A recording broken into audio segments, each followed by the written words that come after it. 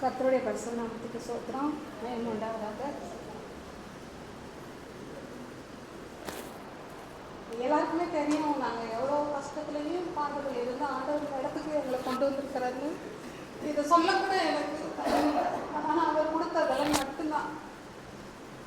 இந்த ஆத்மா எப்பயோ போக வேண்டியது, ஆனாலும் ஆண்டவர் உங்கள் முன்னாடி சாட்சியாக நிற்கும்படியா, இன்னும் அநேகத்துக்கு சாட்சியாக நிற்கும்படியா எங்களுக்கு ஜீவனை கொடுத்துருக்கிறாரு. டாக்டர் சொன்னது போல அவ்வளோவா கிரிட்டிக்கலாக அவருக்கு இல்லைன்னாலும், ஆனாலும் ஏன் இந்த பாடுகள்னு எங்களுக்கு தெரியாது.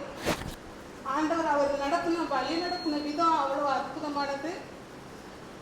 எவ்வளோ ஏன் இந்த பள்ளத்தாக்கு, ஏன் இந்த அழுகுன்னு நான் நிறைய கேள்வி கேட்டிருக்கேன்.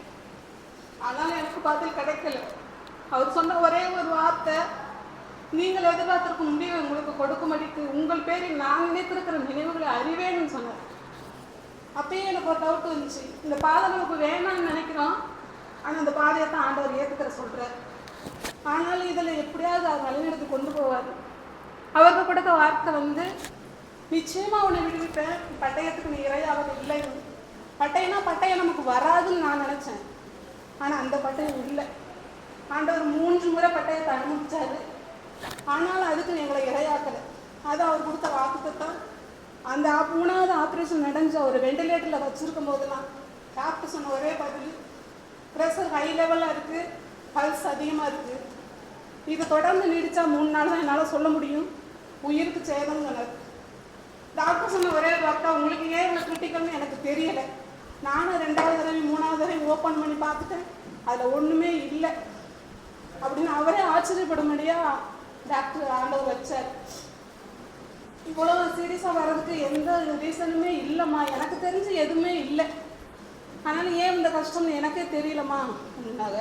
ஆப்ரேஷன் தியேட்டரில் உள்ள எல்லாருமே 2வது முறை கூட என்கிட்ட பேசலை, 3வது முறை எல்லாருமே வெளியில் என்கிட்ட ஆறுதலாக பேசினார். டாக்டர் எல்லாமே ஓப்பன் பண்ணி பார்த்துட்டு அவரே தமைச்சு போய் நிற்கிறாரு. இதில் என்னென்ன பிரச்சனை இருக்குன்னே அவருக்கு கண்டுபிடிக்க முடியலம்மா. இந்த ஜீவன் உன் புருஷனுக்கு திரும்பி வந்துச்சுன்னா அது ஆண்டவருக்கு நீ நன்றி சொல்லணும், அவர் போய் ஏதாவது காணிக்க செலுத்து அப்படின்னு அதில் உள்ள எல்லாருமே என்கிட்ட பேசினாங்க. ஜீவனுக்கே ஆபத்துன்னு அந்த மயக்க மருந்து டாக்டரு 3வது நாள் எங்கள் பக்கமே வரலை. அவர் காதில் சொன்ன ஒரே ஒரு வார்த்தை, நான் அந்த வசனத்தை திருப்பி சொல்லிகிட்டே இருந்தேன், நிச்சயமாக உன்னை விடுவிப்பேன்னு சொல்லியிருக்கிறீங்க ஏசப்பா, என் கணவருக்கு எந்த சேதமும் இல்லைன்னு நான் நம்புகிறேன், நிச்சயமாக உன்னை விடுவிப்பேன்னு அந்த வார்த்தையை நான் ஒரு காதில் சொல்லிட்டே இருப்பேன். மேடம் கூட என்னை கூப்பிட்டு பேசியிருக்காங்க, அவர் பக்கத்தில் இருந்து ஜெபிக்கக்கூடாது, அவர் பக்கத்தில் நிற்கக்கூடாது, அவர் பயப்படுறாரு அப்படின்னு சொல்லிட்டு என்னை எத்தனையோ முறை கூப்பிட்டு அதட்டியிருக்காங்க. ஆனால் நான் அதை பொருட்படுத்தல. அவர்கிட்ட போகும்போதெல்லாம் உள்ள ஐசியூக்குள்ளே போகும்போதெல்லாம் நான் ஜெபம் பண்ணிகிட்டே இருப்பேன். ஒரு வார்த்தையை மட்டும் நான் ஸ்பீடாக சொல்லிட்டே இருப்பேன். நீங்கள் சொன்ன வார்த்தைக்கு அர்த்தம் நம்ம சில நேரங்களில் நம்ம தப்பாக புரிஞ்சுக்கலாம். அந்த பட்டயம் நமக்கு வருவதில்லைன்னா பட்டயமே நமக்கு வருவதில்லைன்னு நான் நினச்சேன், ஆனால் அது தப்பு. 3 முறை பட்டயத்தை ஆண்டவர் கொடுத்தாரு, ஆனால் அதுக்கு இரையாகாமல் இத்தனை பேர் கண்களுக்கு முன்பாக அந்த ஊரில் ஒருத்தர் எங்களை ஒரு தடவை பார்த்தாலும் இந்த 2வது தடவை திரும்பி பார்க்கும்படியா வச்சுருங்க. அந்த ஊருக்குள்ள நான் முன்னாடி வியாதின்னு சொல்லி நான் நடமாடும்போது ஒரு தடவை எங்களை பார்க்குறவங்க 2வது தடவை திரும்பி பார்ப்பாங்க. அப்போ நான் நினைப்பேன், ரொம்ப வேதனையாக இருக்கும் எனக்கு. ஒரு நேரம் நம்மளை கண்டு கூட காணாதிருந்த ஜனங்கள்லாம் இப்போ நம்மளை பார்த்து 2வது தடவை திரும்பி பார்க்குறாங்க, எவ்வளோ ஏளனமாக இருக்குது, நமக்கு அந்த வியாதினால நம்மளுக்கு ஜனங்கள்லாம் அப்படி பார்க்குறாங்க அப்படின்னு சொல்லிட்டு. ஆனால் இப்போ வண்டியில் போகும்போது அது ஆச்சரியத்தோட ஒரு தடவை பார்த்து திருப்பி 2வது தடவை ஆச்சரியமாக பார்க்குறாரு. ஆண்டவர் அதே ஜீவனோட அந்த இடத்துல எங்களை சாட்சியாக நிறுத்திருக்கிறாரு. 7 நாள் 3வது தடவை ஆப்ரேஷன் பண்ணும்போதெல்லாம் அண்ணன் எங்களுக்கு ரொம்ப உதவி செஞ்சாங்க. இங்கே எல்லாரும் சபை மக்கள் எல்லாம் எங்களுக்காக உபவாசம் இருந்து ஆண்டவரோடு போராடி ஜெபிச்ச ஜெபந்தான் எங்களை இது வரைக்கும் ஜீவனோட ஆண்டவர் நடத்துகிறாரு. அண்ணன் எங்களுக்கு ஜெபத்தில் ரொம்ப அதிகமாக தாங்கினாங்க.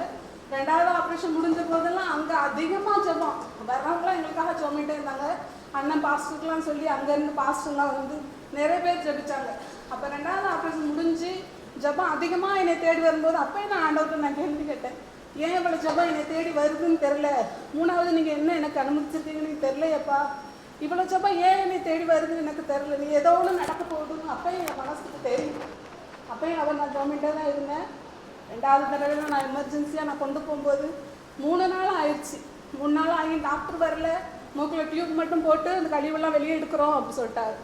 அப்போ நானாக சிஸ்டர்கிட்ட போய் ஏற்கனவே 10 நாள் ஆச்சு, இப்போ கூட்டிகிட்டு வந்து நான் எமர்ஜென்சியாக 3 நாள் ஆச்சு, எத்தனை நாளில் தண்ணி இல்லாமல் ஆகாரம் இல்லாமல் அவர் கஷ்டப்படுறாரு, டாக்டர் எப்போ தான் வருவார் அப்படின்னு சொல்லி கேட்டபோது அந்த சிஸ்டருக்கு அவள் கஷ்டப்பட்ட, சரி அழுகாதீங்க, நான் டாக்டர் நம்பர் தெரியாமல் தரேன் அப்படின்னு சொல்லிட்டு அந்த டாக்டர் நம்பர் கொடுத்தாங்க. அந்த டாக்டருக்கு நான் ஃபோன் பண்ணி, இந்த பையன் கஷ்டப்படுறாரு, அவர் தண்ணி இல்லாமல் ஆகாரம் இல்லாமல், நான் 3 நாள் ஆச்சு சார் நான் கூட்டிகிட்டு வருது, எப்படியாவது நீங்கள் வந்து பாருங்க அப்படின்னு சொல்லிட்டு. அவர் கவலைப்படாதேம்மா நான் நாளைக்கு வரேன் அப்படின்னு சொல்லிட்டு வந்து உடனே வந்து பார்க்க வரேன்னு சொன்னது 2வது உடனே ஆப்ரேஷன் பண்ணி போட்டு போயிட்டார் 2வது தடவை. அந்த இடத்துல எனக்கு உதவியாக இருந்தது பவுலும் நம்ம சாராமாவும் ரூத்தக்காவும் தான். ரொம்ப ஹெல்ப்பாக இருந்தாங்க. அந்த இடத்துல என்னோடு சேர்ந்து செபிச்சு எனக்கு கரம் கொடுத்து எனக்கு தூக்கி விட்டு அந்த இடத்துல நான் தழுவி போகாதபடி ஆண்டவர் அந்த 2 ஜீவனை எனக்கு அந்த இடத்துல ஆறுதலாக கொடுத்தாரு.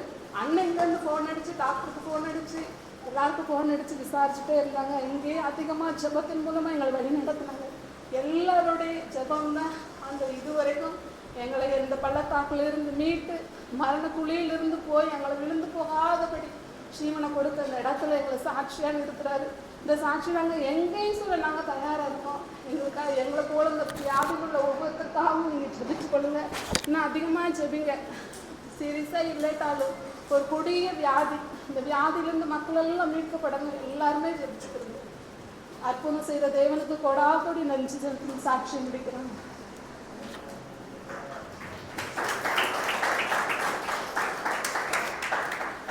கர்த்தர் என்னை ஒரு சாட்சியாக அனுப்பினக்காக சோத்திரம். 3வது மாதம் தான் கண்டுபிடிச்சேன் அந்த இதை. அப்படி சொல்லிட்டாப்புல இது வந்து 3வது ஸ்டேஜ், உங்களால் ஒன்று முடிய அவசரமாக போய் பாருங்க சொல்லிட்டாப்புல. அப்போ வந்து எனக்கு ஒன்றுமே தெரியாது. அதோட ரொம்ப பதறி போய் அப்பா பாஸ்டர்கிட்ட கேட்டோம், இல்லை நீங்கள் போய் மீனா செக்ஷன் போய் பார்ப்போம். அங்கே வேறு எங்கேயும் பார்க்கல, அங்கே போய் பார்த்தோம். ஆனால் நான் 30 நாள் ரெடிஷன் பண்ணாப்புல பண்ணி அப்புறம் மறுதிருப்பி 3 மாதங்க வரையும் அப்படியே விட்டுட்டோம். நான் ஆகிட்டு போகுது அப்படின்னு. ஆனால் 3 மாதம் கழித்து பிரதர் சொன்னாப்புல, நீங்கள் ஒட்டஞ்சத்தன் போய் பிரதர் போய் பாருங்கள் பிரதர். அப்போ போய் பார்க்கும்போது அடுத்து சொல்லிட்டாரு, நீங்கள் வந்து ரெடிஷன் பண்ணி 3 மாதம் ஆச்சு, ஆனால் இது மறுபடியும் ரொம்ப பரவி இருக்கும் அப்படின்னு சொல்லிட்டாப்புல. அப்போ உடனே நானும் பவுல் இந்த போனோம். அப்போ வந்து உடனே பவுல் சொன்னான், சாரி என்ன எப்படி இருக்குது ஒன்றுமே பெரியலையே, இல்லை நீங்கள் போய் உடனே ஸ்கேன் எடுங்க, எல்லா இடமும் பரவி இருக்கும் அப்படின்னு சொன்னால். அப்போ நான் ஜம்மிட்டே இருந்தேன். ஆனால் ஸ்கேன் எடுத்து பார்க்கும்போது எங்கேயுமே பரவாயில்ல, ஆனால் அந்த வளர்ந்து மட்டும் இருந்துச்சு. அப்போ வந்து 5 சென்டிமீட்டர் விளக்கு வளர்ந்துருந்துச்சு. அப்போ வந்து உடனே சொன்னாப்புல, இல்லை உடனே நீ ஆப்ரேஷன் பண்ணிடுவோம், எந்த இதுவுமே இல்லைன்னு சொல்லிட்டாப்புல. நான் ஆப்ரேஷன் பண்ணி ஆப்ரேஷன் பண்ணி ஒன்றும் சக்ஸஸ் ஆகலை, 2வது ஆப்ரேஷன் பண்ணி ஒன்றும் சக்ஸஸ் ஆகலை. ஆனால் 3வது ஆப்ரேஷன் பண்ணி தெரிஞ்சிச்சு. ஆனால் வந்து 3வது ஆப்ரேஷன் பண்ணுறது எனக்கு தெரியாது. ஒரு சிஸ்டர் மட்டும் தான் சொன்னால் வந்து நாளைக்கு அண்ணனுக்கு மறுபடியும் ஒரு ஆப்ரேஷன் இருக்குன்னு. அது எங்களால் ஒன்றும் புரியலை. உடனே நான் என்ன மனைவி அழுதுகிட்டே இருந்தோம். வேற பவுல் வந்து என்னென்ன ஏன் அப்படிங்கும்போது எங்களுக்கு பேச்சே வரல. அதில் நானும் மாறி அழுதுட்டு இருக்கோம். அதில் ரூத்து வந்துடுச்சு. அதில் பவுல் ரொம்ப நான் பவுல் எல்லாருமே அழுதுட்டோம். பவுல் அழுதுதான், ரூத்து அழுதுடுச்சு. அப்போ ஒன்றும் என்ன செய்யலை, ஒன்றுமே புரியாது. நம்ம யார்கிட்ட கேட்கணும்னு சொல்லும்போது அப்போ இல்லை அண்ணாட்ட கொடுத்துப்போம், நம்ம டாக்டர் கொடுத்து பேச சொல்லுவோம் சொல்லும்போது பிரதர் அடித்தாப்புல. ஆனால் முதல் நாள் எடுக்கலை, அந்த காலையில் எடுத்து பேசினாப்புல. ஆனால் காலையில் 9 மணிக்கு டாக்டர் வந்துட்டார். வந்து சொன்னார், இல்லை என்ன சொன்னீங்க உங்களுக்கு உடனே ஆப்ரேஷன் பண்ணு சொல்லும்போது. அப்போ நான் சொன்னேன், சார் என்கிட்ட ஒன்றுமே இல்லைன்னு சொல்லும்போது அவர் சொன்னார், உங்கள்கிட்ட நான் காசையை கேட்கலையே அப்படின்னாரு. ஆனால் ஒரு மொதல் ஆப்ரேஷன் காசு வாங்கினார், 2 ஆப்ரேஷன் காசையை வாங்கலை, வேணான்னு சொல்லிட்டார். 3வது ஆப்ரேஷன் நான் மீட்டிங் போட்டாங்க, பெரிய மனைவி பேசினாங்க, என்எஸ்டிக்காண்டி நம்ம வந்து இந்த செலவுலாம் நம்ம ஹாஸ்பிட்டலில் ஏற்றுக்கட்டுன்னு சொல்லும்போது அந்த 3வது ஆப்ரேஷன் செலவுலாம் மெடிசன் எல்லாமே வந்து மேடமும் ஹாஸ்பிட்டல் சேர்த்துக்கிட்டாங்க. அப்போ இருந்து மேடம் நிறைய உதவி பண்ணால். ஆனால் ரொம்ப கடினமான அளவுங்க. ஆனால் என்னை பார்த்தோன்னா அவ்வளோ சிரிப்பும் அவ்வளோ ஜெபமாக தான் எப்பயும் பண்ணுவாப்புல. ஆனால் வந்து எல்லாருமே பயப்பட அந்த டாக்டர் மேடத்தை பார்த்து. ஆனால் வந்து எனக்கு வந்து என் மேலே அவ்வளோ கருணாவும் இருக்குது. ஆண்டவர் அவ்வளோ விதமாக அவ்வளோ பயந்து நீ நல்லா பார்த்தாங்க. ஆனால் வந்து காசு எவ்வளோ குறைச்சிக்க பார்த்தாங்க. எந்த ஹாஸ்பிட்டலுமே ஒரு டிவி கொடுத்து வரைக்கும் நான் பார்த்தே இல்லை. ஆனால் அந்த டாக்டர் மேடம் எனக்காண்டி ஒரு மாதம் ஒரு நாள் எவ்வளோ முடியுமோ கட்டுன்னு சொல்லி டிவி கொடுத்தாங்க. ஆனாலும் அதே மாதிரி எத்தனை ஒரு உதவி நான் ஒருத்தர்லாம் வந்து அவங்க கேன்சர் பேஷண்ட்டு தான். ஆனால் அவங்க ஆஃபீஸ் பண்ணிட்டு ரேல்ஸ் பண்ணிகிட்டு இருக்கா, டீமாக கொடுத்துட்ருக்கா. அவங்களே எங்களுக்கு தெரியாமல் மேடத்தில் ஒரு 10,000 கொடுத்து இது என்எஸ்டிக்காண்டி கொடுக்குறோம் போது அவங்க எங்களுக்கு சொல்லலை. ஆனால் மேடம் சொன்னா என்எஸ்டி உனக்காண்டி சாப்பிட்டு நம்ம வந்து காசு கொடுத்துருக்கா, 10,000 கொடுத்துருக்கா. எங்களுக்கு தெரியாமல் நிறைய பேர் எவ்வளோ உதவி செஞ்சாலும் ஆண்டவர் அப்புறம் வந்து அவளுக்கும் கேன்சர் தான், அவளுக்கு அனுப்பிச்சு வச்சுக்கிறீங்க. ஆனால் இவ்வளோலாம் கிருபை செய்த ஆண்டவருக்கு கொடான ஒளின்னு சொல்லி இந்த சார்ஜ் செய்ய சொல்லிக்கிறேன். எடுத்துக்காம ஆசிரியப்பாராக.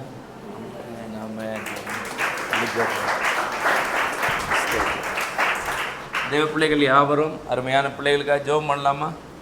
ஆமாம், நம்முடைய வலது கரத்தை பிள்ளைகளுக்கு நேராக நாம் நீட்டி, ஆமாம், யாராவது ஒருவர் சத்தத்தை உயர்த்தி ஜெபம் பண்ணுங்க.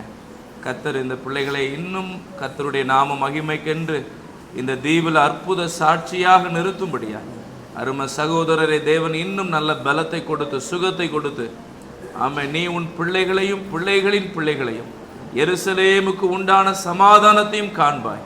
இந்த வார்த்தையை தேவன் பிள்ளைகளுக்கு நிறைவேற்றும்படியாக கர்த்தருடைய பிள்ளைகளை தேவன் ஆசீர்வதிக்கும்படி, சகோதரியை ஆசீர்வதிக்கும்படி யாராவது ஒருவர் எழுந்து நின்று ஜெபம் பண்ணலாம் சத்தத்தை உயர்த்தி. Thank you Jesus, thank you Lord, amen. ஸ்தோத்திரம். Thank you Jesus, thank you.